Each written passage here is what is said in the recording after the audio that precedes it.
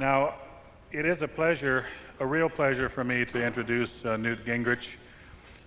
I invited him to speak here more than a year ago, and it was part of some careful discussion among board members and others who were involved in trying to put together this and other meetings. Our own expectations that we could move AZA to yet another plane. We could be, year by year, better and better at what we do, provide more information, get into meaningful dialogue and problem solving, and engage experts from the world of commerce and politics to help us with our direction and our vision. And Ron Foreman at the time urged me to be sure that Newt would be here. And I was really worried. Speaker of the House, as busy as he was, how was he ever going to find a way to spend time with us? Well, he found a way. And the amazing thing is that the $50,000 that he is supposed to receive now for his speeches, he did not charge to us. He told me that Bill Conway had agreed to pay that fee. And I thought Bill deserved a round of applause for that. But Newt has kindly donated his time to us, and I'm really delighted that he could spend so much time with us. It's been a joy, and I think also for those of you that don't know Newt, as you've gotten to know him, you know, as I know, that he is deeply devoted to animals and to the cause of AZA, and that's very gratifying indeed. I first met Newt Gingrich in 1984. He came to my zoo because at that time, he wanted to see privatization in action. He was an advocate of privatization, had heard about our zoo and the troubles it had and how much better it was doing under privatization, and so he popped over to see what was going on. And after visiting us for years thereafter in speaking about this issue, he often mentioned the Atlanta Zoo as an example of what happens when government, local government fails, and the business community and people who care about an issue get together and find another way of funding a facility like ours. And I was very gratified that he would talk about us that way. Strangely, unlike any politician that I had ever met, he didn't just pop in for a photo op and leave. In fact, we spent an hour together walking around the zoo, and I was beginning to wonder when he was ever going to leave. And I had several appointments I had to go to, so I left him in the reptile house and said, I'm sorry, I've got to go back. And he stayed another 2 hours with the herp curator and went behind the scenes. And I mean, the interest there, I learned on that very day that his interest was very, very genuine.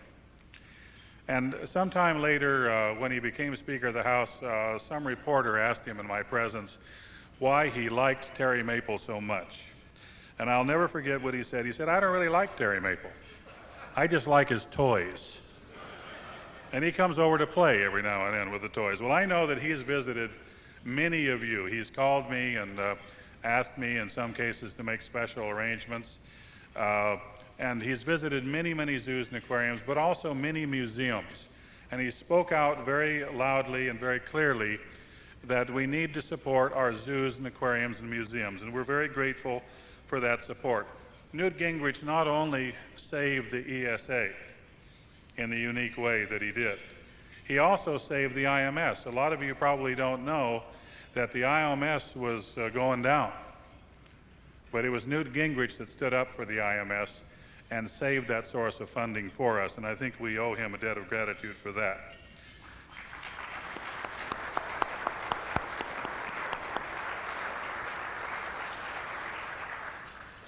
And I think Newt would like to see the Republican Party become a true conservation party.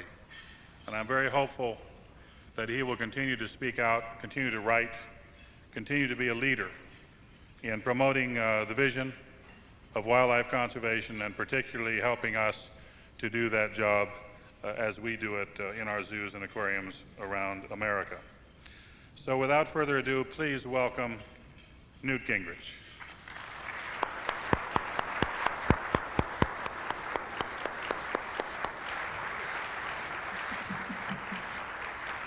Don't leave. Let me say I have two roles here today. One is to give you a presentation, which I'll do in just a minute. But last night, I met with Judson Green after that quite extraordinary performance of his, and we chatted for a while, and he's been a very good friend. And he said to truly give you a balanced sense of the musical experience you had last night, that as a personal favor to him, he would provide, as he has today, a very fine pianist, Derek Grabowski, who's here, and ask Derek to accompany your leader as he sings for you, "I Left My Heart in Armadillo" and "Baboon." And so in order to honor Judson's request, I now have for Terry an accompanist. Derek?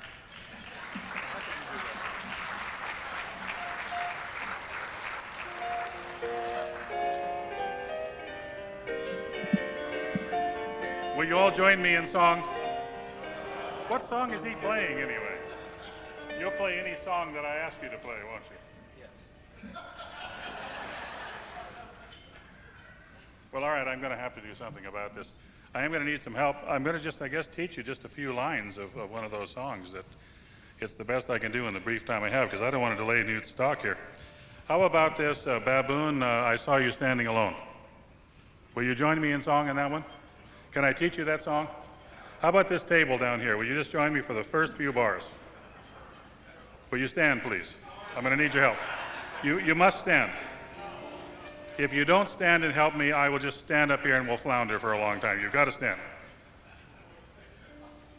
All right, now go something like this. Baboon, you saw me standing alone, without a bond and apart, without a troop of my own. Baboon, you knew just what I was there for. You knew the why from the wherefore, and who I parted my hair for. And suddenly there appeared behind me, biting on my neck a stranglehold.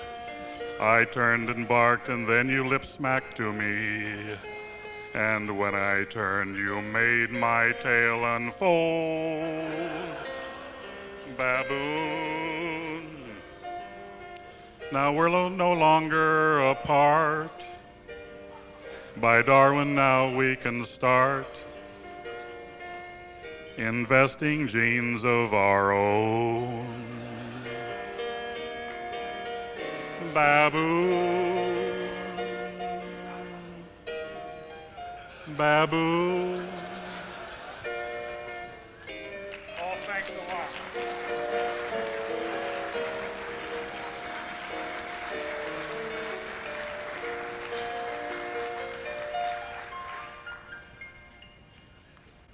Thank you very much, Derek.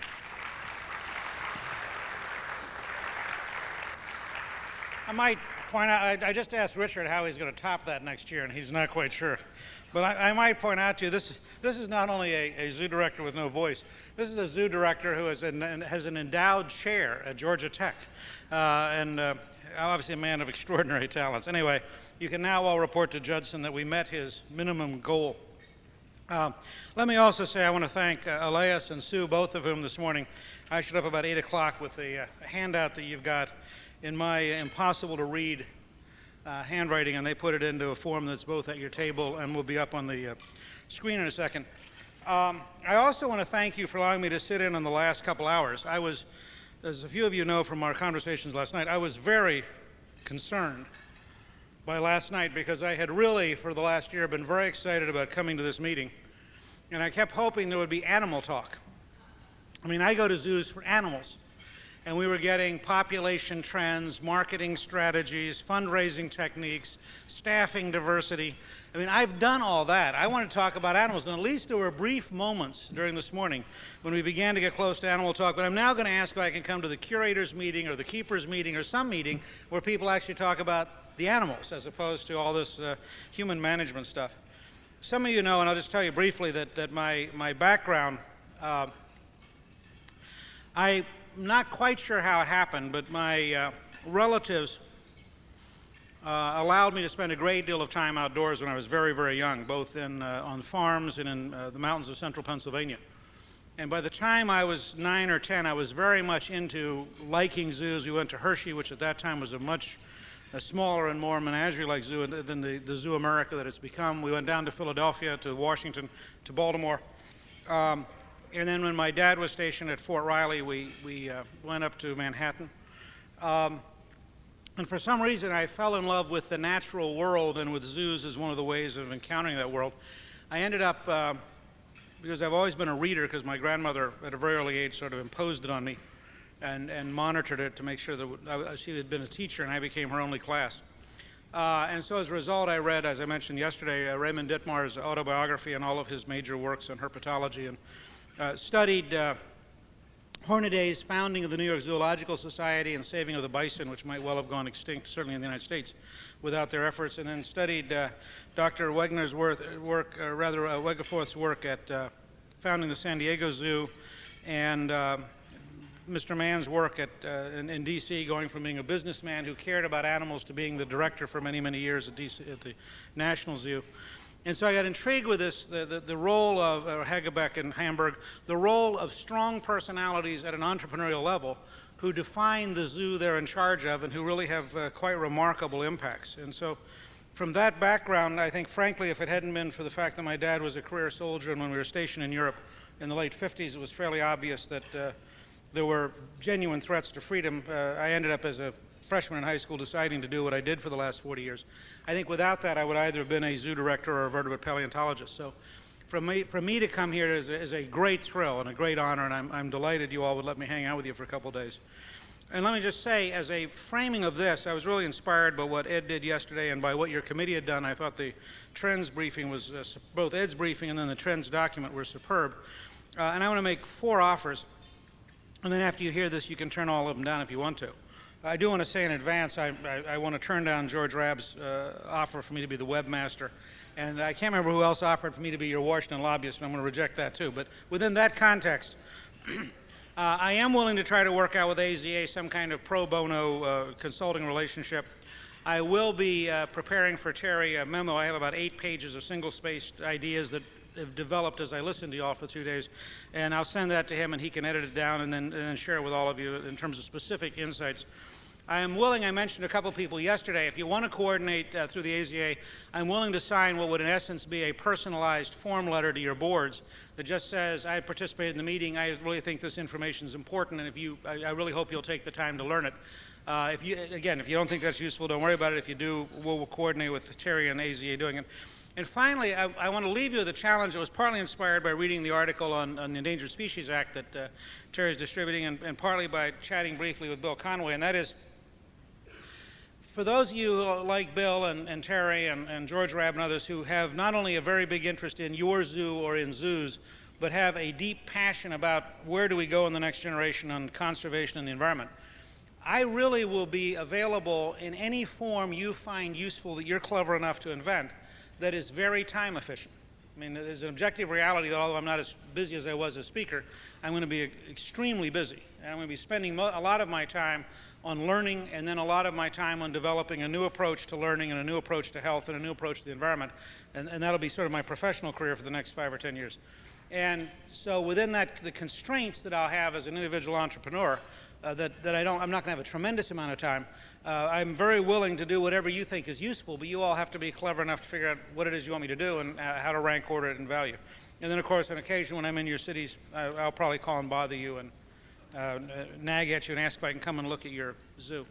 Let me also thank Ed Barlow. I thought he was very, very helpful yesterday, and frankly, I got up this morning and wrote a good bit of this in the context that you had already sat through that. I think if I had not been here yesterday, I would not have had the nerve to make this presentation.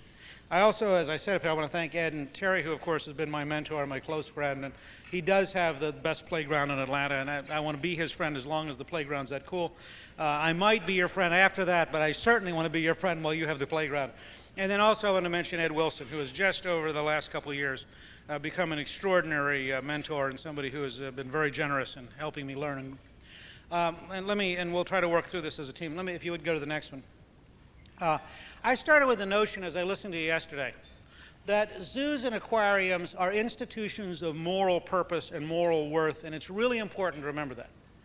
That the modern zoo, which grew out of the royalty collection of strange animals, etc., but the modern zoo, Regent's Park in London in I think 1829, if I remember, and the former directors here, he can correct me if I got it off by too much. 1793 at the Jardin des Plantes in Paris, which was the first really truly modern zoo, which was a scientifically based zoo. Then Cincinnati and Philadelphia in the United States, and of course the New York Zoological Society, really created institutions of moral worth and moral purpose. And that's part of what makes you different. Whether you are a privatized institution like Zoo Atlanta, whether you're a fully, and I think incorrectly, still totally largely public institution like Washington, the fact is there is a driving moral purpose behind the creation of zoos. I decided in the modern period, I broke it down into about 8 items. First, that you create a safe, pleasant place in which individuals, couples, and families can have relaxing, happy experiences of their humanness in an intense, hurried, and fragmented world. And I think it's really the totality of that immersion experience when they walk through. I commend Memphis, for example, for a wonderful entrance, which clearly breaks with the traditional modern world and gets you in a different space by the time you've walked in. But I think creating this sense, which was spoken of again and again yesterday, in which people just feel good about being there, and I commend all of you. Terry's the one who first began to get me into it, but all of you who are now using horticulture as much as you're using animals, and who are recognizing that plants are as much a part of this as are other things. And let me say, as a part of benchmarking, in terms of creating this mood, the finest single site I saw was a profit center. I'm trying to learn to talk, zoo director talk. It was a profit center at the New York Zoological Society, which is your temporary butterfly facility with classical music. I've been in several butterfly facilities. Your facility, I thought, was the best human experience of any I saw. The people there were lingering the longest. And all the rest of you should think about this and talk to Richard and Bill. It is literally a profit center. That is, you'll make they do it. It's a temporary construct because it's cold up there in the wintertime, and in the time it's up every year, they make far more than it costs them to put it up, and it's really something all of you should model off of. It's a fabulous experience. Second, I think the goal of zoos and aquariums is to give people direct experiences of animals as individuals, that is, as individual animals, the relationship sense, and as unique, real creations of a larger, complex universe within which we are only one small genome. And I think it's a very important part of why zoos really matter, that you are there face to face with this marvelously complex organism, and you're beginning to experience something. And I believe there's a huge website opportunity of taking, whether it's Willie B. in Atlanta or a variety of other animals. I remember the Oklahoma City Zoo getting a hippopotamus, I believe, at Christmas of 1955, which was a huge event. And in the modern age, that hippo could actually be a website and a personal experience and create friendships and have an amazing number of people identifying for its lifetime with it.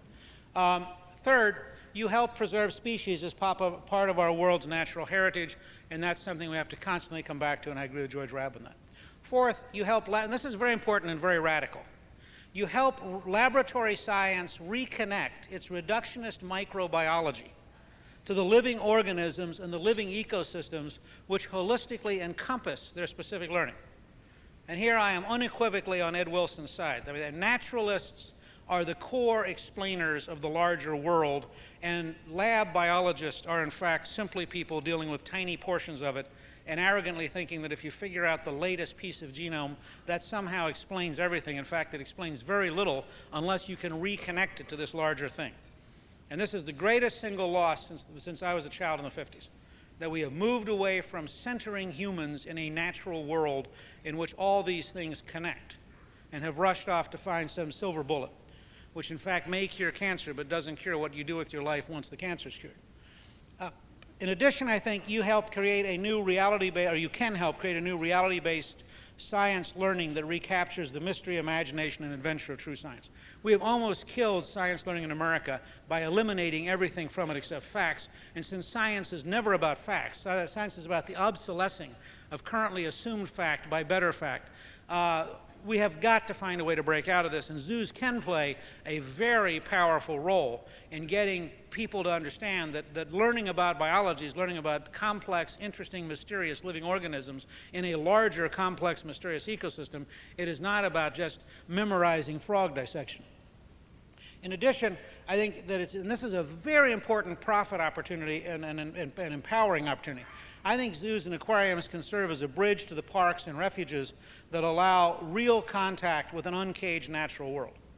And I really think you ought to work very much harder than you do today to have networking, to have sort of, sister zoos and sister parks and sister refuges worldwide, to have regular traveling opportunities for people, to make coming into contact with the natural world an easy, affordable, and safe experience for most people. I think that you also can create a naturalist and natural history approach to your own city and its backyards and parks, so every young person can be a naturalist. Remember, there was a book when I was a child about a backyard in New Jersey, and where you could find like 1,300 species if you knew what you were doing, and you could literally go out. I went out into my aunt's backyard and tore it apart, trying to figure out what all the stuff was. And remember, the Darwin's beetles, Darwin being an amateur collecting beetles, preceded Darwin going to see the finches in the Galapagos. And I think it's very important to reestablish this sense that every young person can have a zoo. And this is where, frankly, having an insect display, getting people to begin to realize, and I think you ought to find a way to create, almost like we used to buy, chemical kits for kids when at Christmas. There almost ought to be a way to get how you can have your own tiny zoo at home and have the right kind of little things that begin to teach people this set of things, ant farms, etc. Serve as an entrepreneurial community intersection to help create a new smart environmentalism. And let me explain why I put that language in there. It is possible, and I watched Terry take a zoo that was on the verge of being destroyed, a zoo that was bureaucratic, obsolete, out of touch, uncaring, and with zero sense of excellence, and not just recreate it, but create an entrepreneurial, privatized, market-oriented, research-oriented institution that was inconceivable. I mean, if you had talked about repairing Zoo Atlanta, or the Atlanta Zoo, you could never have dreamed of what Terry has done there in the last 14 or 15 years. Watching that, I began to realize, and I felt this since I was the coordinator of environmental studies in the early 1970s at West Georgia College. I was involved in Earth Days 2, 3, and 4. We went down a road of a bureaucratic, adversarial, litigation, command model to solve the environment. It is hopeless. It is as hopeless as Moscow. I mean, everything we've ever said about why the Soviet central system didn't work is true of EPA. You can never build a bureaucracy strong enough to crush people who want to do things, because the bureaucrat goes home at 5, and people stick around, and at 6:30 they do it.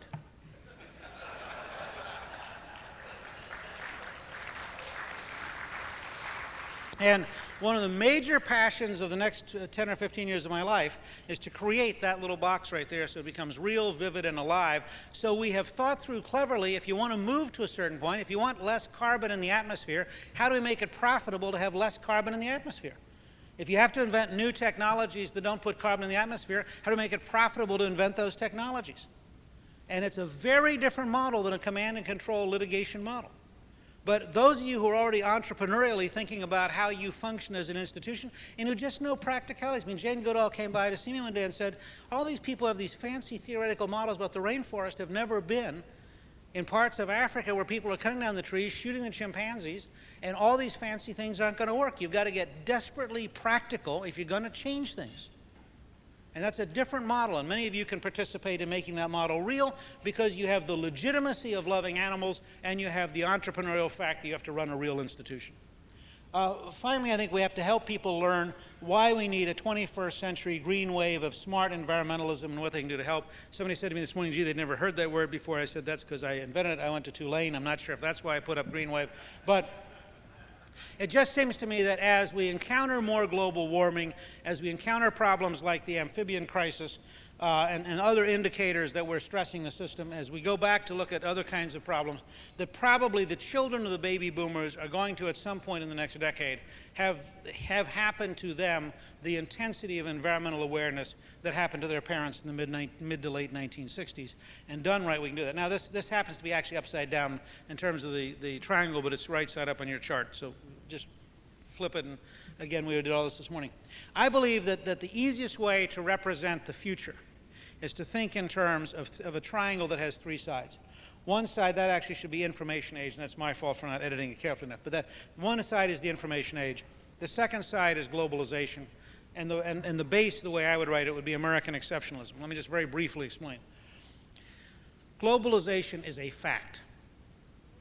It's important to just get people, and I don't think, I'm a conservative politician and I deal with people who are not very happy about that fact, but I find it very comfortable to get them to understand it's a fact. That doesn't mean we ought to have a world government. It doesn't mean we should subsume the U.S. under a set of petty dictators from various countries. It doesn't mean we should necessarily become like Europe and have a massive bureaucracy that dominates us. But it's a fact that we live in a global world, and people, I think, increasingly accept that. The information age, which I'm going to take a minute on, is an extraordinary total reality that none of us understand. None of us. It is so big and the changes will be so large. The greatest challenge for Americans is to recognize that American exceptionalism is just that. The notion that we're endowed by God with power, and that literally the line goes, God, you, and you loan the money, you mean you loan the power to the state? Whereas the European model is that God gives power to the king who loans power to the citizen, are radically different models. And one of the great challenges I would argue with multiculturalism is that it is very dangerous to say that Nigerian corruption, Chinese authoritarianism, Japanese xenophobia, Russian confusion, European bureaucracy, and American individualism are all equal, that they're all equally legitimate, etc. Because they're not. The fact is, Nigerian corruption will destroy this society if it starts here, and has destroyed Nigeria for the last 20 years. The fact is, authoritarianism is very, very dangerous and is a violation of our norms. And all of you who are really aggressive entrepreneurs exemplify American exceptionalism, which is, by the way, not anti-racial. There's a very big difference here. You can be Colin Powell, of first-generation West Indian background, and rise fine as an exceptional American. You can be a brilliant Indian who studies software at MIT and stays in the U.S. because the pay is so much higher, and rapidly become an American entrepreneur. I mean, we integrate personalities planet-wide. If a Bosnian and a Serb end up coming to the U.S. and their kids both go to the same school and they're both in the same soccer team, they will play as partners in a way that is true in almost no other country in the world. And I watched the discussion of diversity yesterday. I don't know of any other society on the planet where you'd have had that level of openness and discussion about diversity. And it's very important to remember, and the reason I say that is, if we don't capture this American exceptionalism and understand it and cherish it, it will drown as we come in contact with 6 billion people over the next 50 years. And it may be our greatest single contribution to the planet because it's the base of why we've been so free. Let me carry back for just a second to the information age on the next chart, which is, if you get a chance, the easiest introduction to it is Heidi and Alvin Toffler's The Third Wave, which is available in paperback. And it's about almost 20 years old now. But it's really a very useful introduction to thinking about the scale of change. This I got from Georgia Tech, where I've gone back to be a student. I'm not in Terry's class, but I'm in a couple other classes right now. In 1955, we built a computer called Tradic. It has 800 transistors. The Pentium 2 chip is 7.5 million transistors. They think at Tech that next year sometime they'll build a transistor with 1 billion transistors, chip with 1 billion transistors, and they believe by about 2020 you'll have 1 trillion transistors on one chip. Now, I don't know what that means except it's a lot of change. But it's really important because if you look at the very bottom, it's the hardest thing for people to learn. The reason it was so easy for me to leave the speakership, which a lot of people thought was really, people say to me that was a courageous decision. No, I believe change means change. You play the game out, you do something you really believe in. When there's no longer time to play that game, you go find a new game. That's the nature of the information age. And if you don't understand that, then whatever else I'm going to say ain't going to count. Because change has to mean change. It does not mean relabeling old habits with new titles. I had somebody a while ago ask me a question about a person I've never met, and based on a 14-second description of that person's behavior, I said, the correct answer is replace them. Now, you could replace them by sitting down with them and saying, this is the person we're about to hire. Would you like to apply for that job? Or you could replace them by deciding, even if they wanted to apply for it, they could never learn it and actually replace them. But the reason I was so ruthless and decisive in my response was, you either change or you don't change. And when somebody looks you in the eye and says, I can't change, the correct answer is, you probably need to work, but not here. And not in a hostile way, but in a definition of how big the changes have to be. Okay? I think, and this is a concept I've only begun working on about 6 months ago, I really think the most accurate way to think of the information age is as a spider web. I haven't talked to anybody who's an expert in spiders to understand this very well, but it came to me because as I tried to monitor my own activities and my own behaviors, as I thought about the discussions yesterday, networking becomes the most important single activity. Knowing where you're going and then networking, I think, are the two big steps of the information age. And the reason I put them in that order is if you don't know where you're going, you can't network the universe. You've got to have some sense of, you know, why. I happen to love zoos, so through Terry I've tried to network zoos for my own purposes. But I haven't networked 600 equally interesting institutions in your town because they're not in my vision of what I want to do. But this concept that you are part of a web is very important thing to get in your head because it'll change your own thinking about a lot of things. You're not in the kind of stovepipe industrial activities people used to talk about, nor are you even in a matrix that's easily defined in which you have a series of stovepipes and a couple of things coming across horizontally. You literally are in a very complex web of many, many different kinds, and you may be in multiple webs that have many different kinds of relational characteristics. I think and virtually everything relates to everything, which is why, for example, this morning's article about the Brazilian economy may have an effect on your fundraising over the next year, if it ultimately ends up affecting the economy of your town. But I would argue, and this seems almost counterintuitive, that the more complex the world, the more basic and fundamental you have to become. That the only way to deal with massive complexity is to slow down and think. Now, this may seem like a strange suggestion. Many of you will tell me you're very busy. I've had jobs where I was very busy. I spent at least 20% of my time learning when I was speaker. When I became the Republican whip, I spent 18 days on a retreat for planning purposes with no telephone for 18 days in the Rocky Mountains, bringing in teams of people for 3 days at a time. I mean, if you are an entrepreneurial leader, you have to stop and think, and you have to learn every week. And if you're not doing something to learn every week, you're getting stale and forgetting to realize how big the world is. And if you are not stopping and thinking, then how can you possibly be telling people what to do? And literally, and then Joe Gaylord, who's here with me, we go to a place in Tampa, and we will spend 2 or 3 days at a time locked in a room for 12 hours a day, just planning.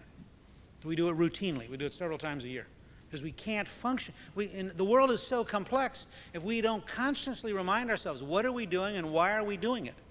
We just drown, and there's a big difference between measuring activity and measuring progress. And you'll find most people are too active to think about progress. So they're very busy, they're just not getting much done. And you're better off to get fewer things done if they're the right things than you are to get a lot of things done that didn't matter. And so you're the only person who can define what matters, and that requires planning and thinking. I want to commend to all of you, if you have never read it, go out and buy a paperback copy of Drucker's Effective Executive so you can underline it. It's about 230 pages. It is the best single introduction ever written on how to be effective. And then if you agree with me after you've read it, buy copies and give them to your staff and to your board, because it'll change how you think about thinking. Drucker wrote it over 30 years ago, and it is an astonishing book. I'd also suggest, although it's much harder to learn, and I'd look for a zoo society member who understands it to just tell you orally about it. Edwards Deming, who's now dead, created the modern quality system based on work at AT&T. And his combination of thinking about quality, thinking of everything as a system, and then always being oriented to problem solving rather than blaming. If you can get it, if you can understand, I did a 60-hour tutorial with Deming, and my wife took a 5-day class with him that was 12 hours a day for 5 days when he was 92. It is a remarkably powerful model. And it's the model that made Toyota modern, because all it is the AT&T 1935 model, which we gave up after World War II because we had bombed everybody and we had no competition. It's the most powerful strategy of dominating the planet we've ever had. Is if you wipe out the Mercedes factory, they do not produce for 3 years.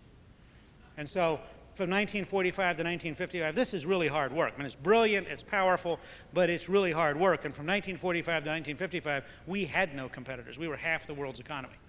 And so we got sloppy. Everything the Japanese did was invented in the United States. And Deming taught, he once met for 3 days with 75% of the industrial capital of Japan in one room in 1951 and taught them the model.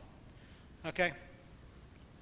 I believe there's an 8-word cycle. It's done with a line on the chart you've got, which is a better way to think of this. But I want to take just a minute and walk you through. This is a model we developed, deriving it from Alfred Sloan at General Motors and from the United States Army. And it's a hierarchy on the one side and it's flat on the other. And if you will learn these 8 words and use them every day, you'll be astonished how much power it gives you. First of all, you have to have a vision for what you're doing. If you do not have a vision, if you can't tell me in one paragraph what you're doing, you need to get a vision, because you're not going to know what to measure. Once you've thought through a vision, you have to tell me what your strategies are for implementing that vision. How are you going to make that vision real?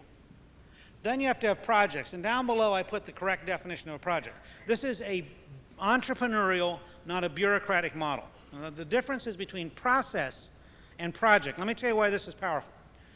A project is a definable, delegatable achievement. Example, cooking. Bureaucracies love, would you do cooking? Sure. You call them. How's the cooking coming? I'm working like crazy on the cooking. You don't have a clue what that sentence means. They could be boiling water, they could be baking turkeys, they could be making pizza. I mean, what does it mean? It means nothing. It's not measurable. Therefore, they're safe. So you go over and you say, dinner's not ready. They said, well, no, but we've been cooking all day. You can't blame me. I did the cooking. I mean, many of you know, you'll be able to identify this. However, you say to them, I want dinner for 12 people at 8 o'clock tomorrow night, preferably Mexican food at $9 a piece. Can you do it or not? You have now defined an achievement you can delegate. The more the person understands your doctrine, the less you have to define. The less they understand your doctrine, the more you have to define, which means, of course, you have to have a doctrine-driven system where when you hire somebody, you teach them your doctrine. And then ultimately, you get a tremendous amount done because you delegate projects all day. Now, finally, there's tactics. What do you do every day? How do you deal with how do you make your vision real? And an easy technique is take out strategies and projects, reread your vision statement, and then watch what you're actually doing. If you really believe in learning, but by the way, tactically you haven't done any learning for 5 days, you either ought to rewrite your vision statement or change how you're scheduling yourself. Now, that's how to plan, is those 4 words, and that's a hierarchy. Vision dominates, then strategies, then projects, then tactics. Leadership is very different. It is a 4-word sequence in exactly that order. Leadership in the information age starts with listening. It's the reason I sat for a day and a half before I got up here. If I didn't listen to you, how would I know how to contextualize what I'm saying? And I put the word learn second because when I first started doing this, I discovered 2 things about Americans. The first is Americans, and measure yourself, Americans will go to a cocktail party and stand next to a person who's babbling with their eyes glazed over and not hear a word. This is called patience. This is not listening. Second example you can apply to yourself. Americans will give in an argument or a discussion, and you will make a pitch. You will then shut up. The other person will then respond. You will pretend to listen while you're actually improving your pitch so you can make a better argument as soon as they're done. That is not listening. That's called cheating. You have an obligation to listen to the other person with the same intensity and openness with which you wish they would listen to you. And it is, consultants call it an affirmative understanding and appreciation, in which you have to understand why a person would say what they're saying. You don't have to agree with them. Sorry, it's called appreciative understanding. You have to understand exactly what they're saying, and you have to appreciate why it makes sense for them to say it. Not agree with them, not sympathize, but understand, oh yeah, if I were in your shoes, believed as you do, I might say that. And if you don't get that level of understanding, then you can't really deal with them because you're still not communicating. So you have to actually listen to people so you truly learn from them. Almost always when you listen and learn, you can help. You have information. You may have a transactional ability to just the act of listening people feel better because they told you, they got off their chest. You may actually have money or power or prestige. In that setting, in a rational world, if people know that you'll listen to them and learn from them and help them, they will ask you to lead. When they ask you to lead, in the chart you've got, the line goes back up to vision.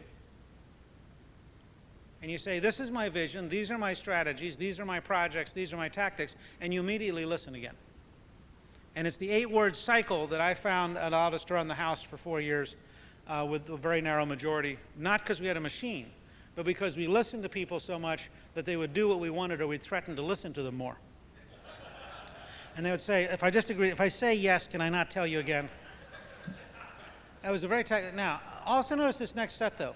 I think your job in the information age is to arouse. I noticed this in the brochure, and I don't mean this critically, but in the brochure on your resource base, it talks about managing the volunteers. I want you to think about this as I walk you through this. Arouse, recruit, energize, coordinate, encourage, and excite. Let's go to the next chart. But those, I think, are the principles. Your job here, you're not managing volunteers by definition.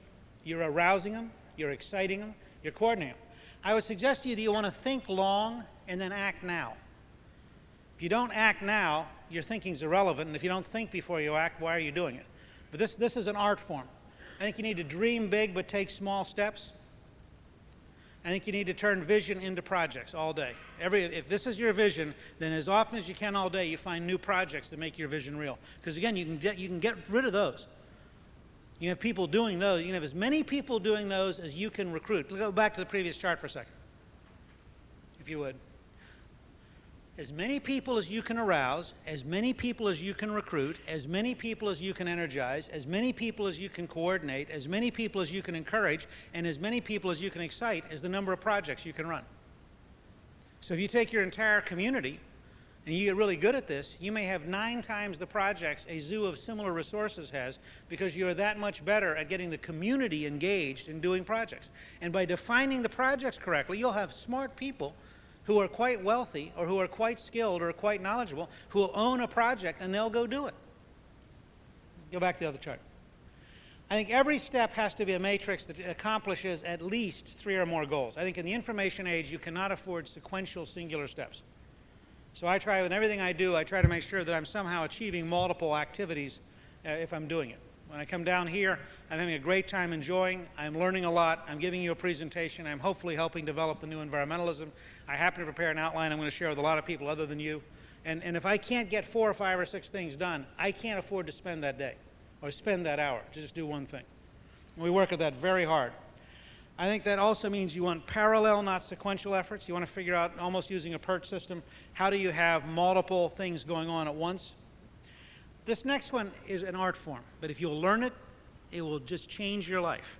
You want to be a center that imports knowledge and exports work. So you want to know an immense amount and then get other people to do it.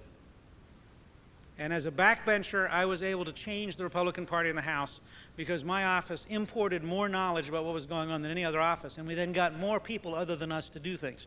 Because the minute you start doing projects yourself, you're gone. And human beings can't do more than 2 or 3 projects at one time. But they can have a huge vision and they can excite many projects. But to do that, you've got to get the projects away from you. So start thinking about how can you have your office importing knowledge about everything you need to know, but then exporting as much work as possible so you never do it in your own office. And that was my description earlier of the AZA public relations model that I'd recommend. Finally, this is partly why I'm a historian. It is always cheaper to imitate than to invent. Whatever your problem, somewhere on the planet, somebody solved it. Finding them and stealing their solution is almost always cheaper than trying to solve it yourself. Okay? Next chart. You want to build networks of energy, enthusiasm, and moral purpose. That is, you're recruiting people to help you not because they're helping you, but because you and they are engaged in a moral purpose, and because those people have energy and enthusiasm, they want the projects to get done. You want to delegate, and this is the U.S. Army's model for the Second World War, which is why it was the best fought war in history. Command is singular. When somebody's in charge of that project, they own it. Every time you have shared command, things get screwed up and both people can point at each other or all 3 people can point at each other. But if you make command singular and you say, you own this baby, you just change the level of energy and responsibility dramatically. And responsibility is indivisible. One person owns it. They can have people they delegate to below them, but all those people report back to the person who owns it. You can never, delegates not abdicate. You can never get out of responsibility if you have the system designed right. And finally, you want to define goals. You want to say, here's where we're going. And then you want to train to your doctrine and empower people to act and to learn by trying. I'm very tolerant of people making mistakes on the way to growth, as long as they make them within boxes that are tolerable. And I agree with Judson's point last night. You can afford lots of $500 mistakes. You can't afford a $500 million mistake. So the trick is to grow people by giving them lots of authority to grow. Next. I want to suggest to you that as you're rethinking all this, that the AZA is really the level. This is the right meeting. This is the right level for this scale of rethinking, because individual systems don't have enough time individually to do all this. Just keeping your system running takes 98% of your time. But collectively, you can pool that learning energy and you can pool your abilities in a way that becomes a real multiplier. I think that the AZA should benchmark the best of the present. That is, you should literally look in the next 3 months. What is the best thing every zoo in the country is doing? I cited, for example, the great job the New York Zoo is doing with butterflies. I would cite the San Francisco Student Apprenticeship Program, which was the best. I visited 40 zoos now. It's the best single one, zoos and aquariums. It's the best single one that I visited in terms of that particular piece of it. And I would just look around at things. They also have a great bird experience where you actually walk in the cage and the birds come down, the tropical birds come down and eat out of your hand in a way that is a marvelous little thing, and I suspect is a profit center for them. But each of you has things you do really well. And if you were to put together a composite on the web, a composite model of the best, you could steal from each other in a way that's very, very powerful. In addition, I think the AZA should be growing the future. And I use that term deliberately because I think that's how it occurs. I think it's an organic process over time. I think you ought to create a model of the best current opportunities, and I think you ought to develop a lessons learned process. That is, when you have a project that either works really well or is a real mess, either one counts, you really got to stop and capture. This is a U.S. Army model that's very powerful, that we did a lot of. What are the lessons we ought to learn from this? And then share with other directors, again, because they can imitate you, avoid your mistakes, and do better by learning from your strengths. Next. This is the biggest single thing that struck me yesterday. You all are not competing with each other. You're competing with baseball. You're competing with movies. But you're not competing with each other. And you can afford to work as a collective team to create a zoo experience, as a result of which you increase the zoo's net share of all entertainment money, or you increase the zoo's net share of all hours. I think it's a very important model to think about. I think you need to create a new, powerful zoo and aquarium brand. And I want to draw a distinction between brands and products. You want people to go, oh yeah, I like going to zoos and aquariums because. Oh yeah, when I think about planning my vacation, I always look for a zoo and aquarium. That's the brand. The products are your individual experiences, your individual opportunities. But you have a collective interest in the brand becoming bigger. If you double the number of hours people spend at zoos next year, all of you would be better off. And that's a brand communication. It's what Coca-Cola does brilliantly. They take a product which has been around for a century and keep pushing. You also have to learn, I think, at least 20% of your time, and I think that's the minimum you should, and this is real time, 20%. I think that's best done with mentors. Pick a zone you want to learn in, figure out who really knows that zone, who really has experience, and call them and say, would you teach me this? Whatever it is. Okay, next. I also really do believe that there is a huge world that would enjoy helping you if they knew why it was in their own interest to do so, and if they knew how to help you easily and effectively with minimum time and effort. And what you need to work on at the AZA level is, what is a volunteer enhancing system in the information age? How do you make it relatively easy for the best entrepreneur in your town to have a big impact in an orderly, efficient way so they feel good about the interaction? Or to take senior citizens who'd like to do something in a safe, orderly manner between 10 and 3 during the daytime, or whatever the group is, the easier you make it for them to be effective, the more often they'll come and do it. Next. I also think you have to really think a lot about, and I'd actually recommend that every zoo and the ACA, every zoo and aquarium, and the AZA actually create a task force on this from people in the industry in your community. What does it mean to have an electronic world which will either make you obsolete or will dramatically expand you? And I really do think this is the heart of where we're going in the next 20 years. And I think you need a spider web of relationships that run from the children's local backyard effort to interesting places in New Guinea, Africa, and South America, all of which the people in your community understand is part of their zoo relationship. and that walking into your zoo is opening up the world both in a micro sense back home in their backyard, and it's opening up literally the world in terms of places and things they can see and do, starting with websites. And starting with, the zoo has a research project at X, and every Friday it posts that week's activities, including using the digital camera, so that every elementary school in our area can participate in our zoo's research project and can be part of learning about what the baboon did Tuesday. Now you suddenly have a whole different, and by the way, once a year we have a charter flight which goes to actually visit the site, and would you like to be part of the charter flight, etc. And when the researcher comes back home, they're available for 35 days. Would you like them to come to your school or your community group or whatever? Now you have a composite package that opens the world to everybody at the niche they can afford with the amount of time they have to achieve the thing they want. If you would, go ahead. Next, please. Oh, that's it. I think you want to offer a lot of customized products within the brand, and each product should have a feel of excellence. You're going to get this experience this afternoon. I mean, Disney is one of the places I study all the time because you can benchmark against Disney in so many different areas. They create the right. Now, they also have lots of money, and you can't have many Disney worlds even in the richest country in the world because this is really expensive. On the other hand, you can pick up individual things they do well and tricks they've got, and etc.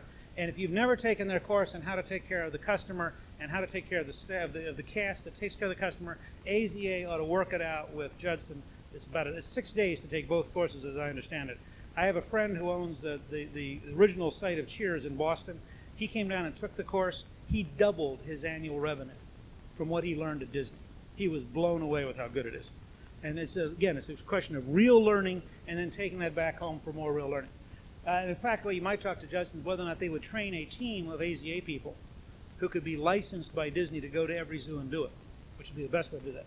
I think again, you want to arouse, recruit, energize, and focus your staff, board members, visitors, and community, and that really becomes the heart of the director's job. I think that paragraph is your real job. When you do that job right, you'll have the right consequences, assuming your vision's correct. Next, please. I think you have to think long-term at a values and vision level to create the moral purpose, the larger goals, and the envisioned spider web and doctrine within which your immediate action or speech makes sense. In other words, unless you know where you're going in the long run, you don't know how you're behaving this afternoon. But it's this afternoon you're actually behaving. And I think what you want to do is build long-term momentum in a general direction so that everything you're doing becomes mutually reinforcing, and that's how you get real impact and real effectiveness. Next. I think two last big points. This is a new adventure.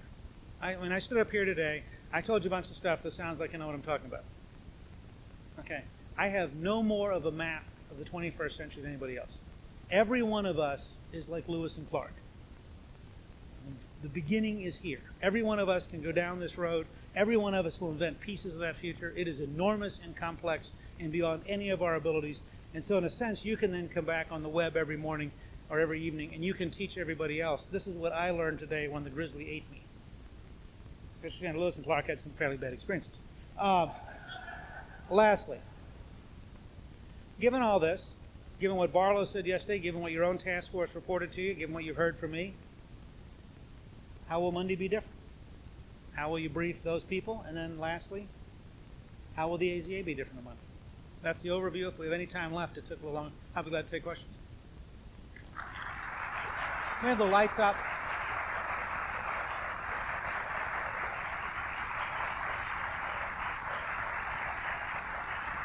Can I turn the lights up?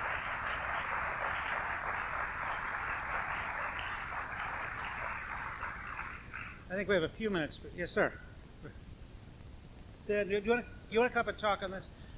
I guess we ought to get that handheld mic again if we can, too. Let's see. Let me see if does this work.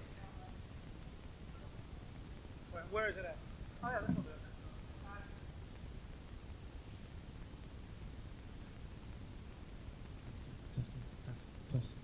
It's on? I don't think it's... No. Okay, there you go. My question to you is about partisanship. And I don't mean political partisanship, not what's going on in Washington, but environmental partisanship. And you and others work together many times, and we always got sandwiched between wing versus the other, in light of change, in light of really developing environmental ethic, how do you deal with environmental partnership? You know, the hard right versus the hard left, for example. Well, why don't you give that to somebody to pass around? I think the way you deal with any kind of conflict of that kind, if you can do it, is you create a third approach which is objectively more powerful, and you try to reach out to everybody whose mind is open and build enough momentum that you run over the two groups that don't listen to you. I mean, I think in the long run, the hardline conservative who says there is no environmental problem is going to look like an idiot, and the hardline left-winger who says the only good answer is a lawyer suing you on behalf of the government is going to look like a fool. And anybody who can, but we don't currently have a middle. We don't have a dynamic, creative, clearly understandable response, which is why it's one of the two things, that and health are the two things we're going to work on the most in the next 5 years. Because I'm convinced that once you develop one, that the free market response done correctly, I don't mean free market in the sense of laissez-faire, but the sense of marketplace incentives, as all of you know, driving people to change their behavior, and having technological answers that are dramatically better, and having a much more managerial approach to planet. Basically what Rene Dubos wrote about 30 years ago, which is we as a species are too powerful. We're either going to manage the place or the whole place is going to become a garbage dump. Now, that actually rings with most people. They get it. And they mostly want it managed to have a high quality of life, and they're mostly willing to pay for it. And then you're in a different argument, which is, does this solution work better, or does this solution work better? And I think ultimately you'll find that the hard left will never agree, because the hard left, in fact, is determined to use the environment as a control mechanism to build bigger government. And you'll find the hard right will never agree, because in fact they reject the modern world. But you'll find everybody in the middle says, makes sense to me, and you just run over everybody. And that's the way America normally works. You get a big enough group and you run over the ones that didn't agree.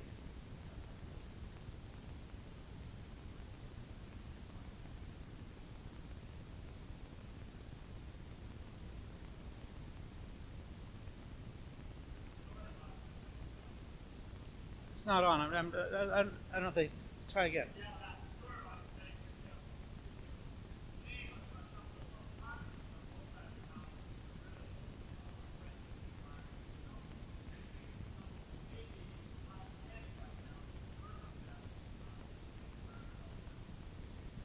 Well, I think certainly somebody like Jim Saxton has proven that he's pretty serious, and because he comes from New Jersey, I mean, he has a very real interest in it. Almost any member of the Florida delegation, Florida may well be, as a state, the most environmentally sensitive state in the country. So almost any member of the Florida delegation is potentially available, with only one or two exceptions. Brian Bilbray in Southern California on the San Diego coast is very sensitive, has a very good relationship with Scripps, who's here, and with the University of California, San Diego, and other folks, and is very aware of the problems there. And he makes, for example, the point that when you talk about, and this is one of the great places we had a big fight, EPA was going to make San Diego build a pollution treatment facility appropriate for Lake Erie. And Scripps and others said to him, this is insane. You're on the Pacific Ocean. Furthermore, the #1 environmental problem in Southern California is Tijuana, which pumps raw sewage into the Pacific. I mean, so if you really wanted to solve it, you'd help Tijuana build the facility, and you'd use a common sense facility in San Diego, and you get 50 times the response in cleanliness that you're going to get out. And this was like a 5-year fight. And so, I think you'd find people like Brian that would be very responsive to that kind of effort. On the Democratic side, I honestly can't tell you. I think they could probably give you some ideas, but I find that the Democratic Party, partially in response to our having taken control, has become much more rigid. I mean, they are much more automatic right now at bonding together, voting straight line, and not being able to, in private, they'll say, yeah, that makes sense. The only place that's different is one you wouldn't agree with, and that is there's a fairly large block of 50 or 60 Democrats who are industrial, blue-collar Democrats, who on global warming are just furious at the administration. But that creates a space for dialogue, but they don't have any solutions. They're just mad about whatever they did at Kyoto.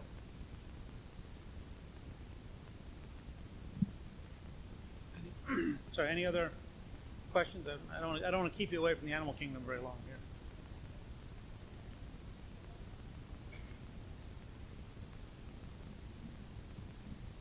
What about overpopulation in the world? That seems to be the primary factor that's causing the loss of biodiversity and so on. Do you have any unique perspective on that you might want to share Yeah, with there's us? one you may well disagree with. I think what you just said is explicitly wrong.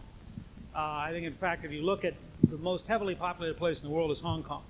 Hong Kong also has a very, very high income, and Hong Kong could actually afford to reforest parts of South China. The problem is not overpopulation per se, and in fact, the UN just reduced its projection for mid-century by 1 billion people because they're having a much faster drop in net birth increases than they expected.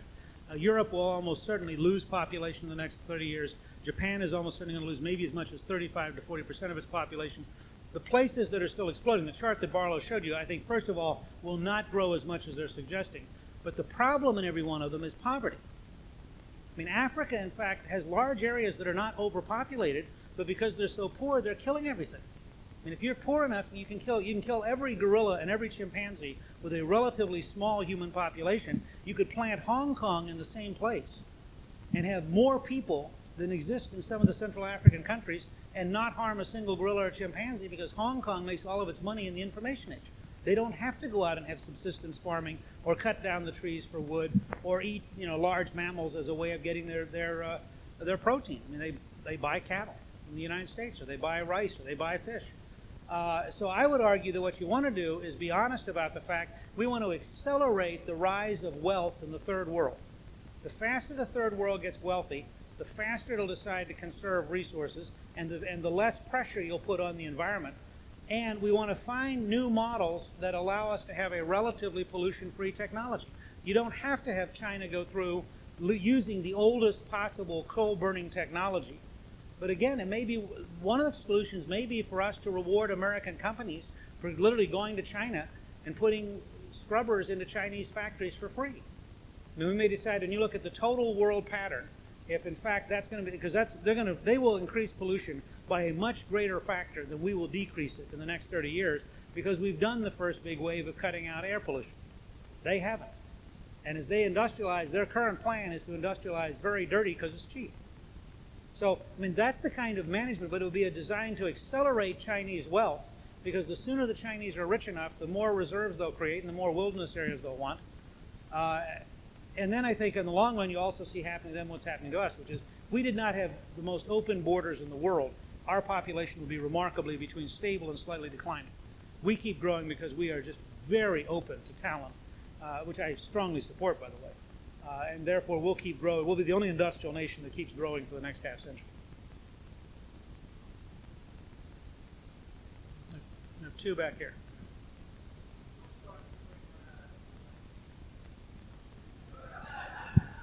Well, I don't personally think that either Oprah or Hulk is going to make it, but any of you, I know we have somebody here from Minnesota who may want to comment in a minute. I'll give you the most interesting numbers in the 1998 election. This is to answer your question in an indirect way. On Election Day in 1998, nationwide, 31% of all eligible adults voted. Not registered voters, but eligible adults. They voted 16 Republican and 15 Democrat, as a simplified way to think it. It is the first time since the 1920s, and this is my legacy, so I'm very proud of it. It's the first time since the 1920s the Republicans had a plurality for 3 elections in a row for Congress. Consultants will get together and they'll argue like crazy. Gee, if it was 17-14, if it was this, it was that. In Minnesota, 67% of the eligible adults voted. 16% showed up on Election Day to register and vote. No pollster in America would have predicted that meant, and they were young males who were voting for Ventura, and they were anti-tax increase. They were a pro-tax cut, anti-government, anti-authority vote. I have a good friend, however, who's a retired 3-star general who's the president of a virtual university who voted for Ventura.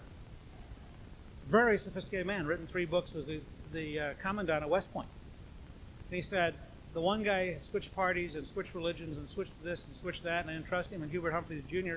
looked like he'd run out of total energy, and I thought Ventura was a reasonable gamble. Now, I say that as background for 2 reasons. One, think like zoos and everything else. You live in a country where everywhere else it was 31. Minnesota was 67, which says to me, one of the reasons I stepped down so I could think for a while, because I could not think long range the way I needed to and be speaker. It's too hard a job. I want to know, so how do I get the 36 that didn't vote nationally? Because if I can get those 36 and add them to my 16, it's over. I mean, I don't have to worry about at the margin pleasing 3 right-wing nut groups if, you know, if you get 36, okay? And I would argue that in the year 2000 and beyond, just as everything you saw yesterday applies to you, every politician in the country ought to have Ed come in and sit down with them and say, let me give you an hour of the future.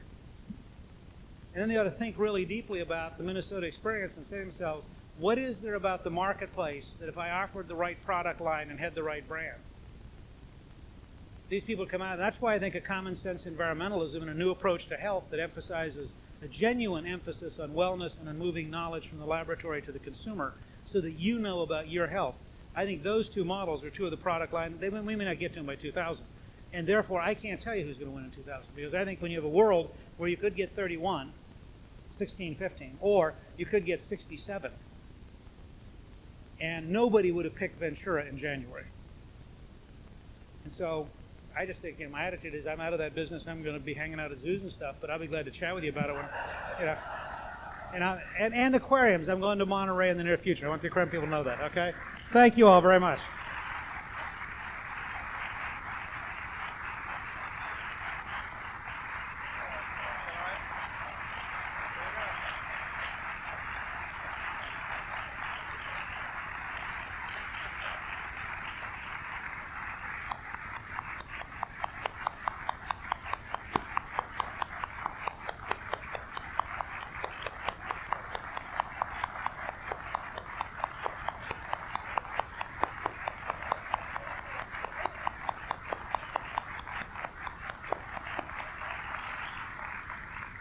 On behalf of our hosts at Disney and AZA, Newt, help us water this tree of life. Thank you.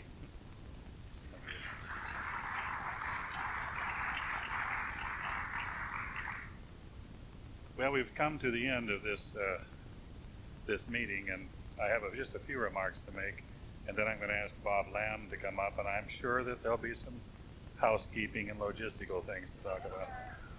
But first, I said we would introduce all the new zoo directors. So new zoo directors are those that have changed places and we don't know where you are. Please stand and tell us who you are. New zoo directors. Start over here.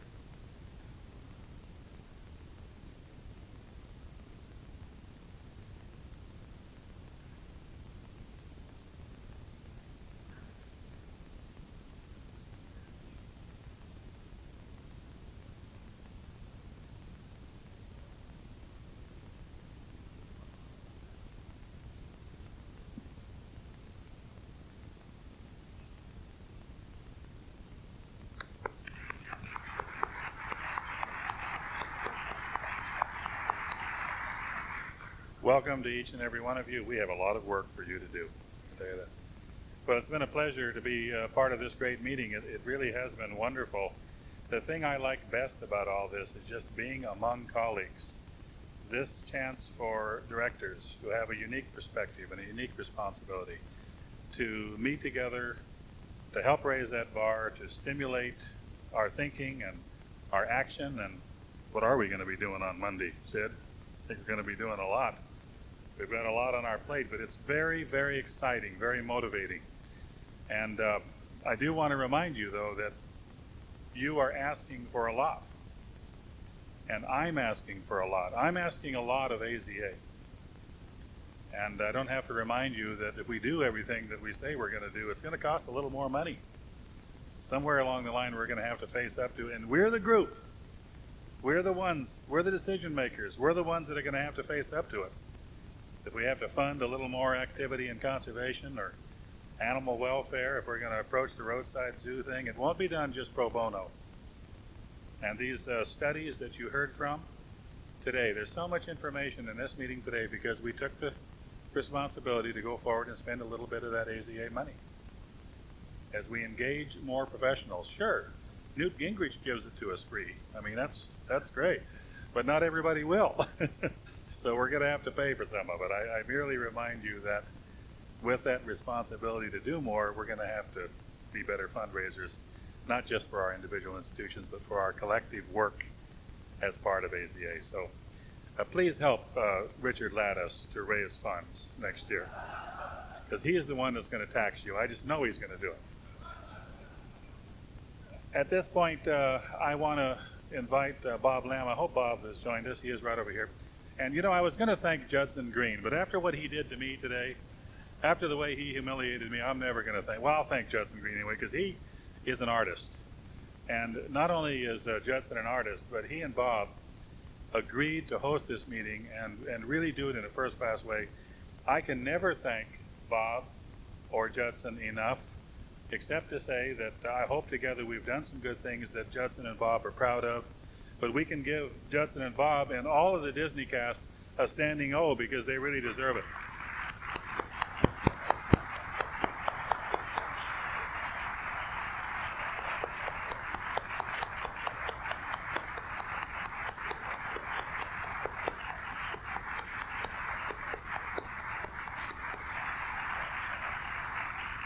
Enough already. I want to get you to the park before it rains. I do appreciate that. We're very proud of our park.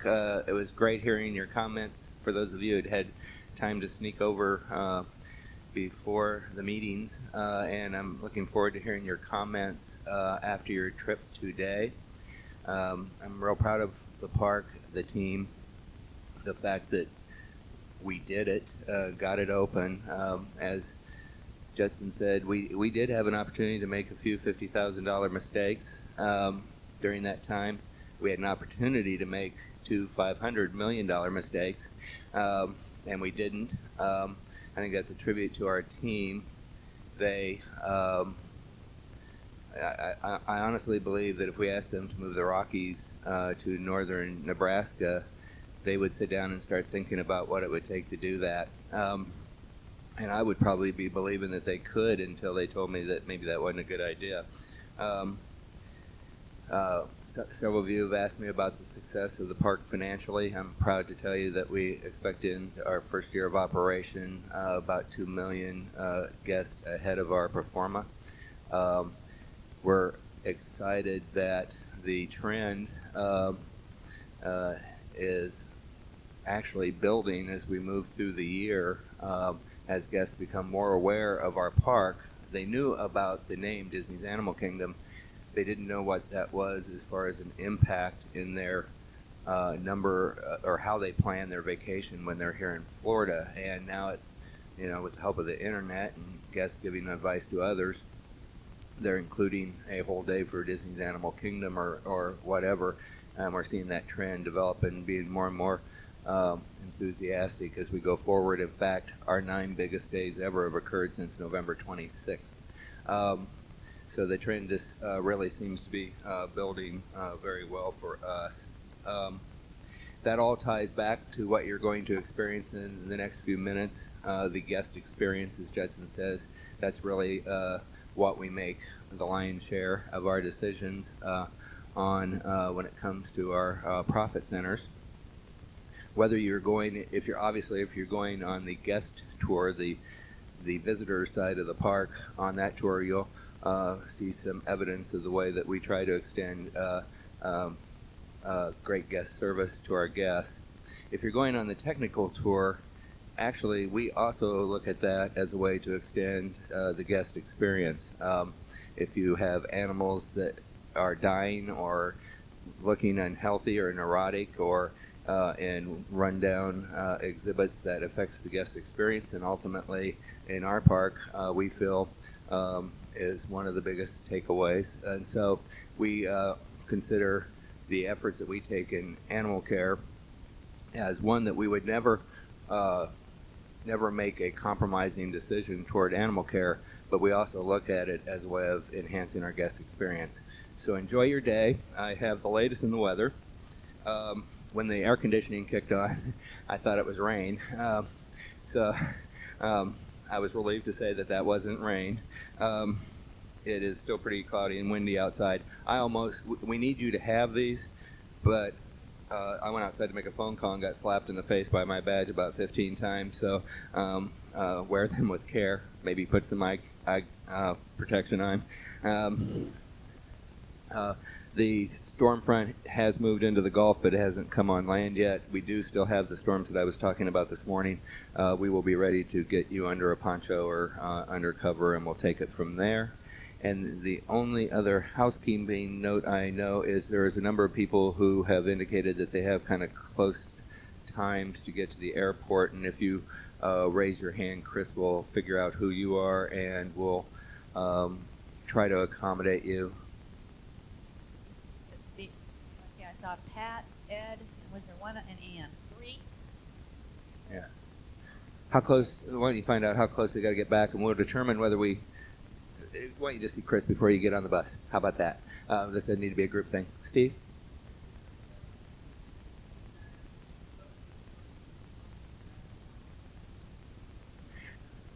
Well, one of the things that we can certainly do, if you're going on the technical tour, Beth and Perry and the team are going to have you end up going together and experiencing the safari. And we would be there are always obviously buses coming back to Coronado. The park is open till 6 tonight, so you could join up, and if you have others you want to meet, you could try to arrange a meeting place or something like that. I think that would probably be the easiest way to do it, to accommodate the needs. Yep. Yeah, go over and experience the nature walk in Asia. Yeah, I think that's what. I believe that's correct. I think that's what they were trying to do, right, eh? The technical tour will meet up after the safari in Asia at 4:15, and that's where we're bringing the family tours to Asia at 4:15. So if you're coming with your own transportation, that would be the best time to meet up there. Be at Asia at 4:15. Yep. Bob, I think the only other issue was to make sure that if you're going to take the family tour, it's separate buses than the technical tour. So that'll be real clear out there. And anybody who needs badges for children, spouses, whatever, come see me. Sue? Yep.